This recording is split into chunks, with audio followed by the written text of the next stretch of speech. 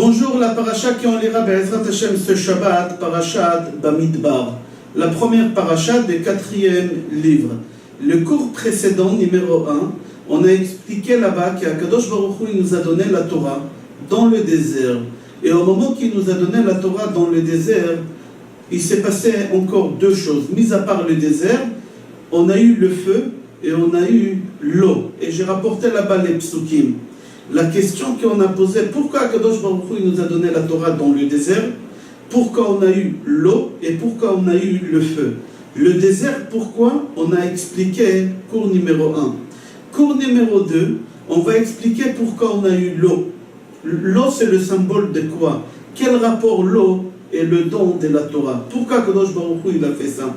Et le prochain cours, Be'ezrat Hashem, les deux prochains cours, Be'ezrat Hashem, on va expliquer l'importance du feu. Quel rapport le feu et la Torah et Akadosh Baruch Hu?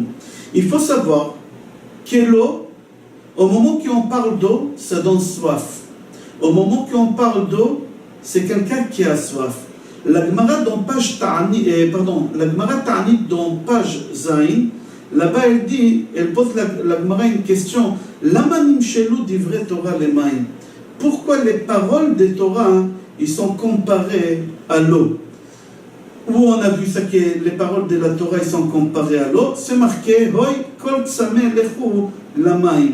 Tout celui qui a soif, qu'il aille boire de l'eau. Et là-bas la Torah elle parle de quoi?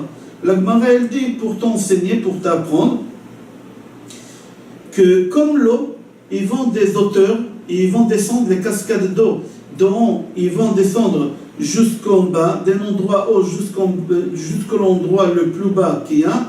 Même la Torah, elle peut pénétrer seulement chez des gens qui sont humbles, qui n'ont pas l'orgueil. Et c'est pour ça qu'on a comparé la Torah à l'eau. L'eau, elle coule tout le temps, d'en haut vers le bas. Alors la Torah aussi c'est la même chose, elle peut résider seulement chez celui qui est bas, c'est-à-dire qui est humble. Il y a une halakha dans Shulchan Aruch qui est très étonnante, c'est marqué Ashotem maim letzimao mevarer she'akol niya bidvaro. Celui qui boit l'eau au moment qu'il a soif, il fait la bracha she'akol niya bidvaro. Nulle part dans le Shulchan Aruch c'est marqué celui qui mange du pain à sa faim, il fait amotzi lechem min haaretz. Celui qui mange des concombres à sa faim, il fait boré peri adama. Celui qui mange des oranges à sa faim, il fait boré peri haetz. C'est pas marqué. Pourquoi que pour l'eau, le Shulchan Aruch dit Ashotem maim letzimao mevarer she'akol niya bidvaro. Celui qui boit de l'eau parce qu'il a soif, alors il doit faire la bracha she'akol niya bidvaro. On dit que celui vraiment qui a soif, il fait la bracha. Mais celui qui boit de l'eau, il n'a pas soif, il ne fait pas la bracha. Là-bas, la Gemara, elle rentre dans le détail, mais ça ne nous concerne pas maintenant. À partir de quel moment c'est considéré que tu as soif? Des fois, il y a des gens qui ont la gorge sèche. Ils n'ont pas soif, mais ils veulent boire un verre d'eau pour un peu mouiller la gorge. Il y a des gens qui n'ont pas soif, mais ils veulent boire 1 ou 2 verres d'eau pour ne pas avoir une migraine si on ne boit pas d'eau. Est-ce qu'il doit faire la bracha ou il ne fait pas la bracha, mais ça ne nous concerne pas. Mais qu'est-ce que j'aimerais comprendre de ce Shulchan Aruch? Pourquoi que pour l'eau il dit, celui qui a soif, il doit faire la bracha? Mashma, c'est-à-dire on déduit de là que celui qui n'a pas soif et qui boit, il ne fait pas la bracha. C'est marqué dans Tana Divrei Eliyahu Zuta que la Torah on l'a comparée à l'eau et au pain. Comme ça c'est marqué dans Tana Divrei Eliyahu. Pourquoi on a comparé l'eau au pain et à l'eau? Parce qu'il dit comme ça. Comme l'homme ne peut pas vivre sans pain et l'homme ne peut pas vivre sans eau, comme ça l'homme ne peut pas vivre sans la Torah. Comme il est dit, Lo yamush sefer ha-Torah ze mipicha vehagita bo yomam velayla. Jour et nuit, il faut étudier la Torah. Si on arrête un moment d'étude de la Torah, le monde s'écroule. C'est-à-dire l'oxygène du monde, c'est la Torah. S'il n'y a pas la Torah, le monde n'existe pas. Bereshit bara Elokim et ha-shamayim ve'et haaretz. C'est quoi Bereshit bara Elokim et ha-shamayim ve'et haaretz? Là-bas, quand on arrive vendredi, on dit Yom ha-shishi partout c'est marqué sans le Heya Idea, et dans Yom HaShishi, c'est marqué le 6e jour, c'est marqué Heya Idea, pour dire que le monde d'Akadosh Baruch Hu, il a créé Bishvil HaShishi Besivan. Le 6 Sivan, qu'est-ce qui s'est passé le 6 Sivan? C'est dans quelques jours, Be'ezrat Hashem, c'est Matan Torah. C'est-à-dire que le monde sans la Torah ne peut pas exister. Comment on peut sentir cette soif de la Torah? On va voir une histoire que la Gemara, elle raconte, qui s'est passée entre Rabbi Akiva et Papos Ben Yehuda. C'est une Gemara Brachot, page Samech Aleph Amud Bet. Là-bas, la Gemara, elle raconte que Rabbi Akiva, il enseignait la Torah en public. Et on n'avait pas le droit, les Romains, ils ont interdit d'enseigner la Torah en public. On pouvait étudier la Torah seul, mais à la maison. Mais enseigner la Torah en public, on n'avait pas le droit. Et Rabbi Akiva, il enseignait la Torah en public. Il y a un juif qui s'appelait Papos Ben Yehuda, il a vu Rabbi Akiva. Il lui a dit, tu n'as pas peur qu'on te tue, mais tu mourras. Rabbi Akiva, il lui a répondu avec une parabole, il faut comprendre la finesse. Rabbi Akiva, il dit à Papos Ben Yehuda, je vais te donner une parabole. Un jour, il y a un renard qu'on dit sur lui qui est rusé. Il passe devant un lac. Et il voit que tous les poissons, ils se groupent dans un endroit. Et le renard dit aux poissons, pourquoi vous vous regroupez comme ça loin? Et les poissons lui disent, parce qu'on a peur des pêcheurs, les pêcheurs, ils vont venir avec un filet et ils vont nous attraper. Le renard leur dit, vous ne voulez pas sortir et venir habiter chez moi à la maison, je vais vous protéger, vous n'aurez pas peur. Ils lui ont dit, mais c'est toi le renard rusé qu'on dit? C'est ça ta sagesse? Si ici, où il y a notre oxygène, notre vie, qu'on ne peut pas se détacher, si on se détache d'ici, on meurt, et tu nous demandes de quitter cet endroit, c'est pas à plus forte raison qu'on mourra chez toi à la maison? Jusqu'ici le parabole. Rabbi Akiva voulait dire à Papos Ben Yehuda, tu veux me détacher de la Torah? Mais moi, si je me détache de la Torah, je meurs. Mon oxygène à moi, c'est la Torah. Alors, tu veux que je me détache de la Torah, j'arrête d'enseigner, d'étudier la Torah, alors je vais mourir. Alors, dans les deux cas, je vais mourir. Si je continue à enseigner la Torah, je mourrai, mais je mourrai avec mon oxygène. Au moins, il y a ça. Si j'arrête d'enseigner la Torah, certes, ce n'est pas les Romains qui vont me tuer, mais je vais mourir de manque d'oxygène. Alors, elle est où ta sagesse, Papos Ben Yehuda? C'est-à-dire, qu'est-ce qu'on apprend de là? Avoir une soif de la Torah, jusqu'à tel point de sentir que c'est vraiment notre oxygène, et sans ça, on ne peut pas vivre. C'est l'enseignement que Rabbi Akiva a aidé à Papos Ben Yehuda. C'est pas fini. On a arrêté Rabbi Akiva. On l'a mis en prison. 2 ans après que Rabbi Akiva est en prison, on a attrapé aussi Papos Ben Yehuda, les mêmes personnes. Papos Ben Yehuda, il rentre en prison, et il rencontre qui? Rabbi Akiva. Et Rabbi Akiva dit à Papos Ben Yehuda, pourquoi on t'a arrêté toi? Moi, on m'a arrêté pour la Torah. Tu le sais, mais toi, pourquoi on t'a arrêté? Il a dit, Rabbi Akiva, ne demande pas pourquoi on m'a arrêté, mais c'est des bêtises. J'ai fait des bêtises, et pour des bêtises, on m'a arrêté. Là-bas, la Gemara, elle pose une question. Quelle bêtise il a fait Papos Ben Yehuda qu'on l'a arrêté? La Gemara, elle répond qu'il s'est passé quelque chose dans la ville de Lod, en Israël, que le gouverneur de cette ville, sa fille, elle a été assassinée. Et le gouverneur, il a accusé la communauté juive. Et il leur a dit, si vous n'allez pas vous dénoncer, toute la ville, elle va mourir. Papos Ben Yehuda et son frère Lulianos, ils ont donné leur vie pour sauver toute la communauté. Et ils ont dit au gouverneur que c'est eux qui ont tué sa fille, c'est faux, mais pour sauver la communauté. Et ces deux-là, on les a mis en prison. Ils vont mourir dans quelques heures. Et là, Papos Ben Yehuda, il dit à Rabbi Akiva, moi, on m'a arrêté pour des bêtises. Mais pourquoi tu appelles ça des bêtises?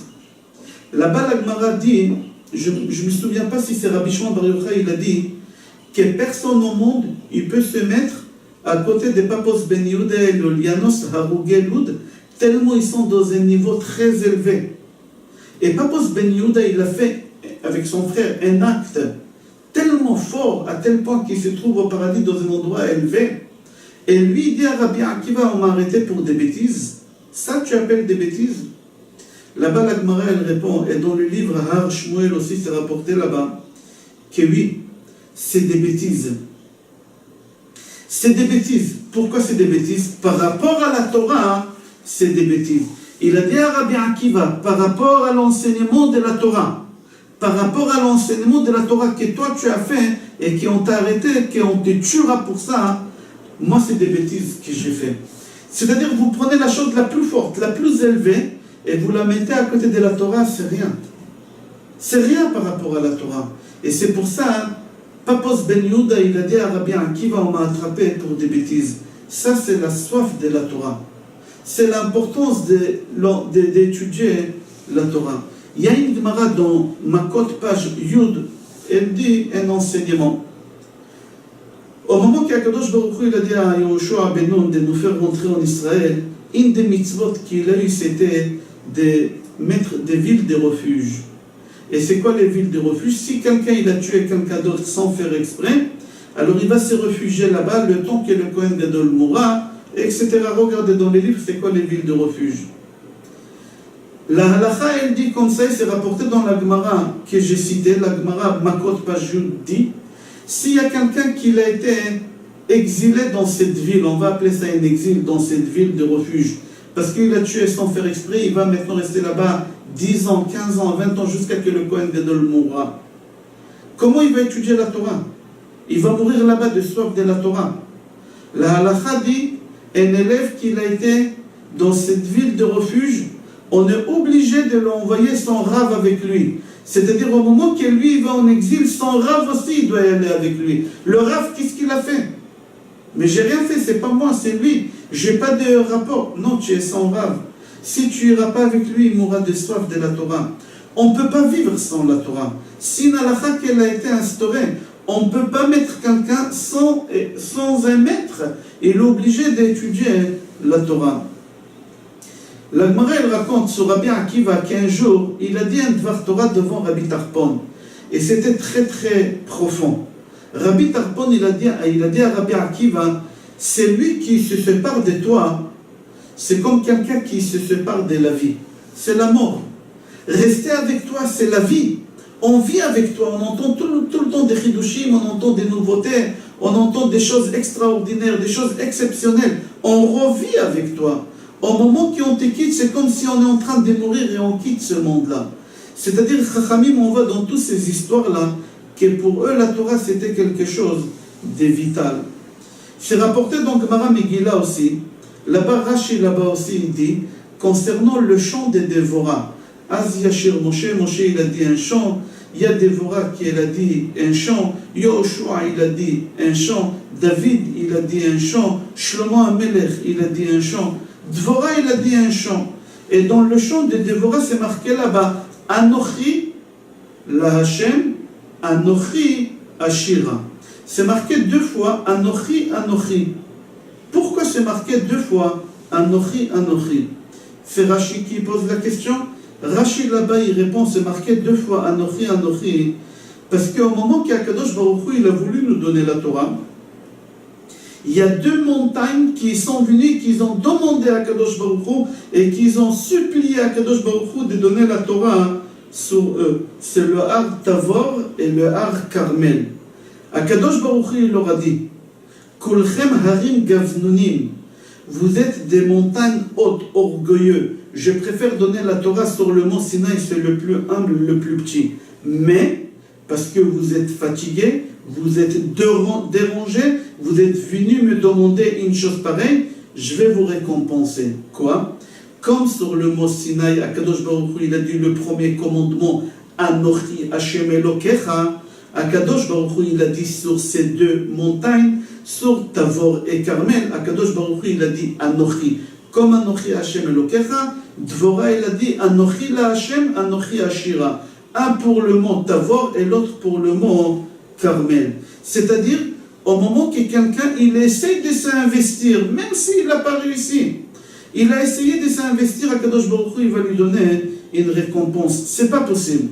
Je donne un exemple.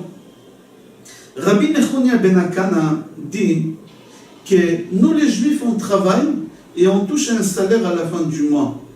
Les goïms, ils travaillent, ils ne touchent pas de salaire à la fin du mois. Comme ça, lui, il dit, אנחנו עמלים והם עמלים. אנחנו עמלים ומקבלים שכר, והם עמלים ואינם מקבלים שכר. Nous, on touche un salaire, on travaille, on touche un salaire. Eux, ils travaillent, ils ne touchent pas de salaire. On pose la question, on dit, comment tu peux dire une chose pareille, que les goïms ne touchent pas de salaire? Il y a des goïms qui touchent le 13e mois, il y a des goïms qui touchent des golden parachutes. Pourquoi? C'est fort. Qu'est-ce que ça veut dire ça? Il faut comprendre la prière de Rabbi Nechounia ben Akana. On donne une réponse extraordinaire, c'est Chafetz Chaim qui donne cette réponse, et il dit qu'un goy, quand il travaille, et il n'a pas livré un travail final, ne touchera pas un salaire. Un juif, il travaille, et il n'a pas ramené un travail final, il n'a pas livré un travail final, il touchera un salaire. Le goy ne touchera pas et le juif, il touchera. J'explique. Je vais voir un menuisier goy, et je lui dis, j'aimerais que vous me faites une armoire 2,22 m, pas plus, 2,22 m. À 23, ça ne passera pas. Et le menuisier me dit, c'est 2000 €, il faut attendre 3 mois. J'ai dit, pas de problème, je lui donne une acompte. 3 mois après, l'armoire elle est prête, il est en train de la monter, et il s'est rendu compte qu'il s'est trompé d'un demi-centimètre. Et l'armoire ne rentre pas, ça fait 2,22 m et demi. Et l'armoire ne rentre pas. Qu'est-ce qu'il fait, ce menuisier-là? Il est obligé de démonter l'armoire et de la ramener chez lui, à l'usine, et de la fabriquer à nouveau, découper, détailler, de fabriquer à nouveau, et me la ramener. C'est-à-dire, c'est comme s'il a fabriqué 2 armoires, si on peut dire. Est-ce que lui, il peut me dire, écoutez, j'ai travaillé doublement, je me suis fatigué, j'ai livré 2 fois, une fois j'ai ramené, une fois j'ai retourné, et une 3e fois je suis retourné, il faut me payer tout ça. Je lui dis, pas du tout, c'est pas mon problème. Moi, je paye pour un travail final. Tant que le travail n'a pas été fourni, je ne payerai pas. C'est-à-dire, un goy, il travaille, il ne sera pas payé jusqu'à qu'il n'a pas fini son travail. S'il ne finira pas son travail, même s'il a travaillé 6 mois, il n'aura pas son salaire. Mais un juif, ce n'est pas la même chose. Un juif, s'il va dans un cours de Torah, il va écouter un cours de Torah pendant 1 heure, il n'a rien compris. Ou encore pire, pas seulement qu'il n'a rien compris, il s'est endormi pendant les 3 quarts de cours. Est-ce qu'il touchera un salaire, lui ou non? Oui. Mais le travail final n'a pas été livré. Il n'a rien compris. Il n'a pas suivi. Peut-être même il a dérangé les autres. Il a ronflé. Il y en a comme ça. Chafetz Chaim, il dit non. Anachnu amelim vemekablim sachar. Nous, on travaille, d'accord? Mais dans tous les cas, on touchera le salaire. Même si le travail a été livré ou n'a pas été livré. Venons, on va revenir à notre cours concernant l'eau. D'accord, Akadosh Baruch Hu nous a donné la Torah dans le désert. On a expliqué dans le cours numéro 1 l'importance des déserts et l'enseignement des déserts. Là, on parle de deuxième chose, deuxième élément, c'était quoi? C'était l'eau. Akadosh Baruch Hu, au moment qu'il nous a donné la Torah, on a eu de l'eau. Shamaim natfu avim, c'est marqué. Pourquoi? Qu'est-ce qu'il veut nous enseigner? Il veut nous enseigner que l'homme, il doit s'investir et étudier la Torah et investir tout son temps dans la Torah. Au moment que Rabbi Akiva, il a voulu étudier la Torah, il a eu trop des obstacles. Il a eu le Yetzer Hara qu'il était très grand. Il a trouvé 1001 réponses pour ne pas étudier. Jusqu'au moment qu'il a vu dans un endroit qu'il y a de l'eau qui coule goutte à goutte. Et il a vu que l'eau, elle a créé un creux dans la pierre. Et Rabbi Akiva, il a dit, si la première goutte, elle n'a pas pu, et la deuxième, et la troisième, comment ça se fait qu'il y a le creux? Il a dit, c'est-à-dire, à force, on arrive. L'eau qui est molle, elle a réussi à faire un trou dans une pierre qui est dure. Alors la Torah qui est dure, elle ne pourra pas faire un trou dans mon cœur qui est mou. Et tout de suite, il s'est investi dans la Torah, et il a réussi. C'est-à-dire, de l'eau, Rabbi Akiva, il a pris quelque chose d'important et c'est grâce à ça on a eu Rabbi Akiva aujourd'hui. Rabbi Akiva, il a dit, si on s'investit dans la Torah et on ne baisse pas les bras, avec tous les obstacles, avec toutes les épreuves qu'on a, et on s'investit, on arrivera. C'est impossible. Yagata ou matzata, ta'amin. Et c'est pour cela Rabbi Akiva est arrivé à ce qu'il est arrivé. Au moment qu'on s'investit dans la Torah, on peut arriver à des endroits que jamais on n'aurait cru. Rabbi Akiva, jamais on n'aurait cru qu'il serait arrivé à ce Même dans nos rêves les plus roses qu'on peut imaginer, jamais on serait arrivé à ce qu'on peut arriver grâce à la Torah. La dernière chose qu'on peut apprendre de la Torah, on voit la séparation entre Orpa, Naomi et la sœur de Orpa, Ruth. Au moment que les deux enfants de Ruth meurent, Ruth demande à Orpa, Naomi demande à Orpa et à Ruth de rentrer chez eux. Vous êtes les filles des rois, des Amon, rentrez dans votre palais, qu'est-ce que vous restez avec moi? Orpa, elle est partie. Ruth, elle n'a pas voulu.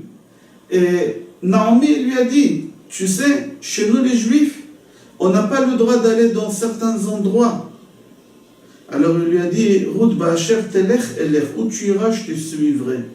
Et il lui a dit, tu sais, on ne peut pas coucher dans n'importe quel endroit. Et il lui a dit, Ba'asher talin, alin. Et il lui a dit, tu sais, au moment qu'on enterre nos morts, il y a Harougé Malchut, Harougé Shabbat, il y a plusieurs sortes de morts, on ne les enterre pas en même temps, chacun il a sa place. Et il lui a dit, Ba'asher tamut, amut. Et là, Naomi, elle a accepté de recevoir Ruth et de la convertir. Pourquoi? Qu'est-ce qu'elle a vu ici, Ruth, pour dire, il n'y a pas de problème, je t'adopte, je te convertis? Quelque chose d'extraordinaire, elle a vu. Naomi, elle savait qu'être assoiffé de la Torah, c'est qu'un juif qui peut être assoiffé. Celui qui ne comprend pas c'est quoi la Torah ne peut jamais imaginer c'est quoi être soif de la Torah. Naomi, elle s'est dit, si tu es tellement assoiffé de la Torah, tu dois avoir une neshama élevée. Et si tu as une neshama élevée, tu peux te convertir au judaïsme. C'est-à-dire que Naomi, elle a déduit que quoi? Au moment qu'on est assoiffé de la Torah, on peut être juif et on peut monter dans ce spirale à un niveau très élevé. Et elle a dit, Naomi, que chez les juifs, on peut trouver une chose pareille. Et tout de suite, elle était d'accord de la convertir. C'est ça le secret de l'eau. L'eau, c'est le peuple juif. L'eau, c'est la Torah.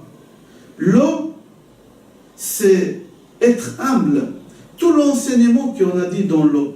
On a expliqué c'est quoi le désert, on a expliqué c'est quoi l'eau, et on va parler, Bé'ezrat Hashem, pendant les 2 prochains cours, ou même les 3 prochains cours, c'est quoi le feu.